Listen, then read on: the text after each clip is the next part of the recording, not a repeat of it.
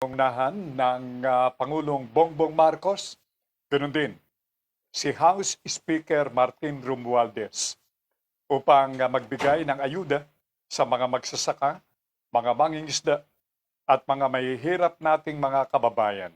Antabayanan po ninyo ang pahayag ni Surigao del Sur Congressman Johnny Pimentel.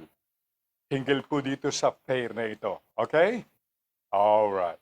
Samantala, pinag-aaralan na ng Department of Migrant Workers o DMW ang panukalang karapatang tumanggi itong ating mga tripulanting mga Pilipino o itong mga Pinoy seamen na maglalayag sa Red Sea sa gitna ng insidente ng maraming pang-hostage ng mga pirata sa dumaraang mga barko sa Red Sea.